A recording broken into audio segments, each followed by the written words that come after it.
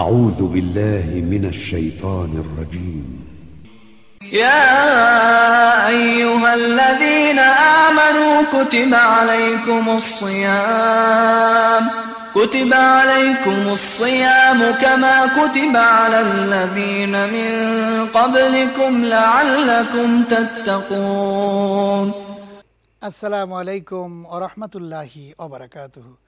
বিসমিল্লাহির রহমানির রহিম। আমানত শাহ লুঙ্গি রমজানের সওগাতের পক্ষ থেকে আপনাদের সকলকে জানাচ্ছি আন্তরিক প্রীতি, শুভেচ্ছা এবং মোবারকবাদ।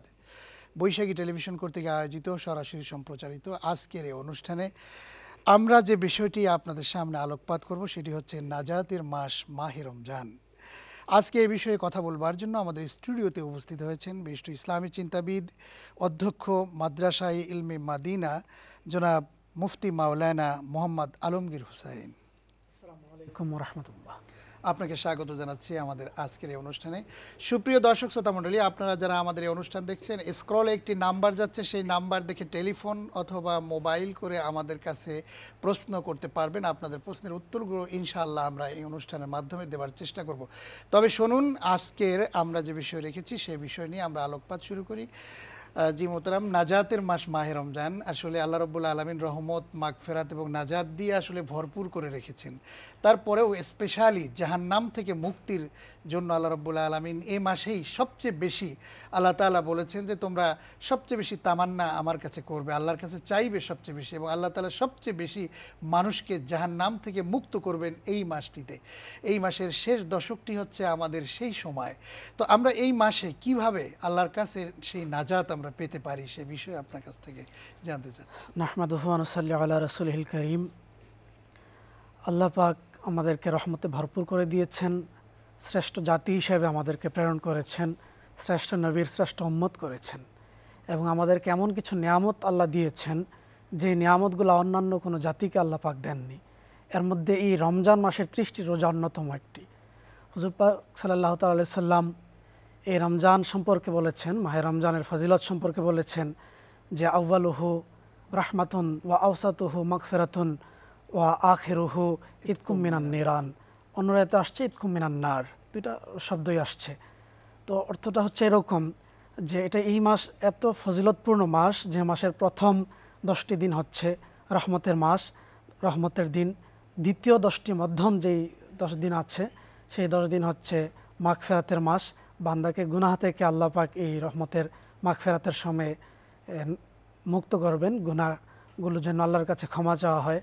আর শেষের যেই 10 দিন, এই যেই 10 দিন আজকে আমরা উপস্থিত হয়েছি, সেই 10 দিন হচ্ছে নাজাতের মাস, জাহান্নাম থেকে মুক্তির 10 দিন। তো আল্লাহ পাক হুজুর পাক সাল্লাল্লাহু তাআলা আলাইহি সাল্লামের মাধ্যমে এই মাসে আমাদেরকে নাজাত কিভাবে পেতে পারি এর শিক্ষা দিয়েছেন। আমরা সূরা জুমারের মধ্যে একটা আয়াত দেখি, আল্লাহ পাক ইরশাদ করেছেন ওয়ায়ুনাজ্জি আল্লাহু আল্লাযীনা তাকু, যারা তাকওয়া অবলম্বন করেছে আল্লাহ পাক তাদেরকে সফলতা সহ মুক্তি দান করবেন, নাজাত দান করবেন। এখানে নাজাত বা মুক্তি লাভের জন্য তাকওয়াকে শর্ত করা হয়েছে।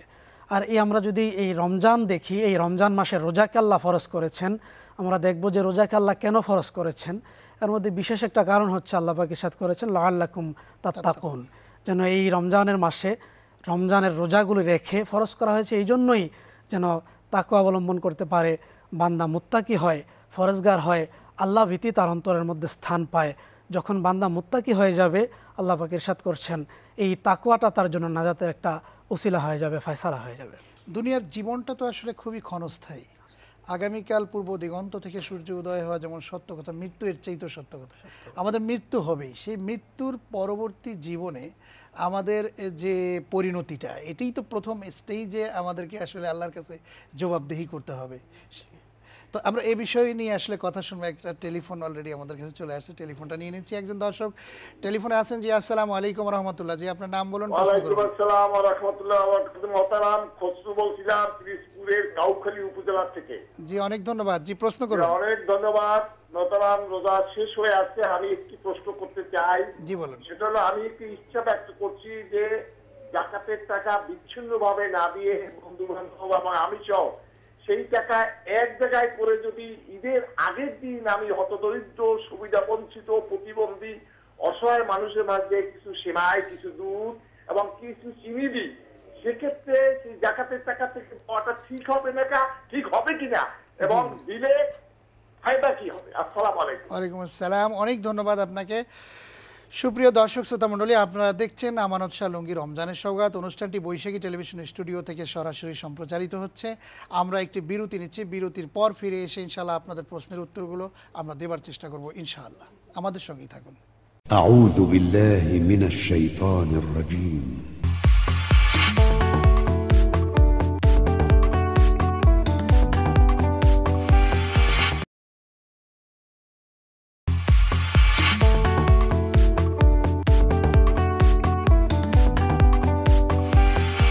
أعوذ بالله من الشيطان الرجيم. দেখছেন আমানত শাহ লুঙ্গি রমজানের সওগাত।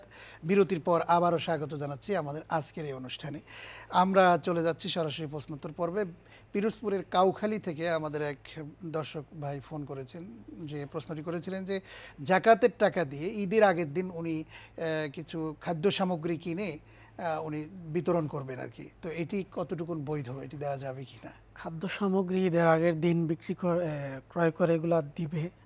যাদেরকে দিবে তারা যদি দরিদ্র হয়, ফকির মিসকিন হয় বা মাসরাফে জাকাতের মধ্যে পড়ে, তাহলে হয়ে যাবে, সমস্যা নেই, জাকাত আদায় হয়ে যাবে। অনেক ধন্যবাদ। জি, আমরা বিষয়ের দিকে যাচ্ছি, যে আমরা আজকে রেখেছি জাহান্নাম থেকে মুক্তির যে সময়, সেই সময়ের মধ্যে আমরা অতিবাহিত করছি। তো আল্লাহ তাআলার কাছ থেকে আমরা কিভাবে জাহান্নাম থেকে মুক্তি পাবো সে বিষয়ে আপনি বলছিলেন। তো আমরা এখন একটি বিষয় জানবো যে আল্লাহ তাআলা দুনিয়াতে মানুষকে পাঠিয়েছেন। আল্লাহ কোরআনে কারিমের মধ্যে বলেছেন যে আল্লাযী খলাকাল মাউতা ওয়াল হায়াতা লিয়াবলুয়াকুম আইয়ুকুম আহসানু আমালা। জীবন এবং মৃত্যু দিয়েছি আমরা কে ভালো কাজ করে এবং কে মন্দ কাজ করে, এই জিনিসটি কিন্তু দেখার জন্য। এই বিষয় নিয়ে আমরা কথা বলবো। একটা টেলিফোনে একজন লাইনে রয়েছেন। হ্যালো, আসসালামু আলাইকুম রহমতুল্লাহ। জি, আপনার নাম বলুন, প্রশ্ন করুন। হ্যালো, আসসালামু আলাইকুম। ওয়ালাইকুম আসসালাম। জি, আমি নারায়ণগঞ্জ থেকে বলতেছি। জি বোন, বলুন, প্রশ্ন করুন। জি, আমরা তো জানি যে যাদের 7.5 ভরি স্বর্ণ আছে এবং 52 তলা কি রূপা আছে, তারা জাকাত দিবে, তাই না? জি জি। কিন্তু কিছুদিন ধরে শুনতেছি যদি 4 ভরি স্বর্ণ থাকে বা সে পরিমাণ অর্থ থাকে তাহলে নাকি জাকাত দিতে হবে। এটা কি ঠিক নাকি? জি জি জি, পরের কথাটা আবার বলুন। মানে কিছুদিন ধরে শুনতেছি যে যদি 4 ভরি স্বর্ণ বা সে 4 পরিমাণ ভরি অর্থ থাকে তাহলে নাকি জাকাত দিতে হয়। আচ্ছা আচ্ছা, জি জি, অনেক ধন্যবাদ। জীবন, আপনি শুনতে থাকুন। আমরা যে আমাদের বোনের প্রশ্নটি হচ্ছে যে 7.5 ভরি স্বর্ণ হলে জাকাত দিতে হয়, সেখানে এখন উনি শুনতে পাচ্ছেন যে 4 ভরি স্বর্ণ হলেও জাকাত দিতে হবে। কথাটি কতটুকুন আসলে? না, বিষয়টা হচ্ছে এরকম, 4 ভরি স্বর্ণের জন্য জাকাত হবে না। যদি স্বর্ণ 4 ভরি হয় আর এক্সট্রা কিছু সম্পদ থাকে, ওই সম্পদের অর্থটা এবং স্বর্ণ 4 ভরি মিলে যদি 7.5 ভরি স্বর্ণের সমান মূল্য হয়, তাহলে তার উপর জাকাত দিতে হবে, জাকাত ফরজ হবে। জি জি, অনেক ধন্যবাদ। জি, যে বিষয় নিয়ে কথা বলছিলাম, যে মাহে আল্লাহ রমজান তাআলা দুনিয়াতে পাঠিয়েছেন মানুষকে, মূলত ওই বিষয়ের ট্রেনিংয়ের সময়টা কিন্তু এইটা। সেটা হচ্ছে যে জীবন এবং মৃত্যু কেন দিয়েছেন আমাদেরকে, যে কে ভালো কাজ করে কে মন্দ কাজ করে, এইটুকুন দেখার জন্য। তো এই বিষয়ে যদি আপনি আলোচনা করেন। আল্লাহ পাক মানুষকে সৃষ্টি করেছেন, তার প্রতিনিধিত্ব দিয়েছেন, এবং মানুষ কি করবে না করবে, আসবে পৃথিবীতে, এসে আল্লাহকে কতটুকু ডাকলো, আল্লাহর হুকুমগুলো কতটুকু পালন করলো, মান্য করলো, এই বিষয়গুলো আল্লাহ দেখবেন এবং এই বিষয়ের পরীক্ষা নেবেন। এই রমজান মাস হচ্ছে একটা প্রশিক্ষণের মাস। এই মাসে মানুষ প্রশিক্ষণ নিবে সারা বছর কিভাবে চলবে, কিভাবে তাকওয়া অর্জন করবে, কিভাবে ধৈর্যশীল হবে, আত্মসংযমী হবে, সব কিছু মিলিয়েই এটা ট্রেনিংয়ের মাস হচ্ছে রমজান। এই রমজান মাসে মানুষ নিজেকে গঠন করে আগামী 11টি মাস নিজেকে আল্লাহর রাহে উৎসর্গ করবে, এজন্যই রমজান মাস দেয়া। এবং এই লক্ষ্যেই আল্লাহকে ডেকে আল্লাহর হুকুমগুলো পালন করে যেন মুক্তির একটা ব্যবস্থা হয়, সেজন্যই আল্লাহ পাক আমাদেরকে সৃষ্টি করেছেন। মানুষ সৃষ্টি করেছেন, সৃষ্টি করে পৃথিবীতে পাঠিয়েছেন এবং নাজাতের একটা ফয়সালা করেছেন। নাজাত আমরা কি করে পেতে পারি, এর জন্য 2টা শর্ত আমরা কোরআন শরীফ থেকে, হাদিস শরীফ থেকে পাই। একটা হচ্ছে, প্রথম শর্ত হচ্ছে ঈমান থাকতে হবে। দ্বিতীয় শর্ত হচ্ছে তার মধ্যে ঈমানের পাশাপাশি সহি আমল, নেক আমলগুলো থাকতে হবে, অর্থাৎ তাকওয়া থাকতে হবে। যখন ব্যক্তিটার মধ্যে ঈমান থাকবে, তাকওয়া থাকবে, ব্যক্তিটা নাজাত প্রাপ্ত হয়ে যাবে। কিন্তু ঈমানের সঙ্গে আমরা অনেকেই ভুল করে ফেলি। অনেক সময় ঈমান জিনিসটাকেই আমরা বুঝতে চাই না বা বুঝতে পারি না। তো ঈমান বলতে আল্লাহ পাক রব্বুল আলামিনকে ওইভাবে মানা, আল্লাহর তৌহিদে ওইভাবে সাক্ষ্য দেওয়া যেভাবে রসুল পাক সাল্লাল্লাহু আলাইহি সাল্লাম আমাদেরকে শিখিয়েছেন, বলে দিয়েছেন। যেমন কোরআন শরীফ আল্লাহ পাক বলেছেন কুল হুয়াল্লাহু আহাদ। আল্লাহ বলেছেন, হে নবী, হে মুহাম্মদ সাল্লাল্লাহু আলাইহি সাল্লাম, আপনি বলুন যে আল্লাহ এক। এখানে আল্লাহ পাক নিজে ডিরেক্টলি বলতে পারতেন যে আল্লাহ এক, আমি এক, আনাল্লাহ আহাদ, আমি আল্লাহ এক। এভাবে না বলে আল্লাহ বলেছেন যে বলুন হে হাবিব, আমি আল্লাহ এক, আল্লাহ এক, এটা আপনার জবানে বলুন। এর দ্বারা আল্লাহ পাক এই প্রশিক্ষণ দিতে চাচ্ছেন যে হযরত মুহাম্মদ মুস্তাফা সাল্লাল্লাহু আলাইহি সাল্লাম আল্লাহ পাক রব্বুল ইজ্জতের যেভাবে পরিচয় দিয়েছেন, আল্লাহকে এভাবে মানো, ঠিক এভাবেই যদি আল্লাহকে মানা হয়, নবী পাকের আনিত বিধানবলী সহ এবং হুজুর পাকের পূর্ণাঙ্গ গুণাবলী সহ। আপনি বললেন যে সূরা ইখলাস, ছোট্ট একটি সূরার মধ্যে আল্লাহ রাব্বুল আলামিনের পরিচয়টা কিন্তু এখানে তুলে ধরা হয়েছে। মানে এই ছোট্ট সূরাটি একটি মানুষের জন্য যথেষ্ট তার ঈমানকে মজবুত করার জন্য। জি, ধন্যবাদ। সুপ্রিয় দর্শক শ্রোতা মণ্ডলী, আমরা আসলে আজকে যে বিষয়টি রেখেছি সেটি হচ্ছে জাহান্নাম থেকে মুক্তি তথা নাজাতের এই সময়, নাজাতের মাস। আমরা এই বিষয় নিয়ে আসলে কথা বলছি এবং এই বিষয় নিয়ে আপনারা টেলিফোন করতে পারবেন, প্রশ্ন করতে পারবেন। আমরা আসলে আরেকটি বিরতি নিচ্ছি, বিরতির পর আবারও ফিরে এসে ইনশাআল্লাহ আপনাদের করা প্রশ্নের উত্তরগুলো ইনশাআল্লাহ দেওয়ার চেষ্টা করব। আমাদের সঙ্গেই থাকবেন ইনশাআল্লাহ। أعوذ بالله من الشيطان الرجيم.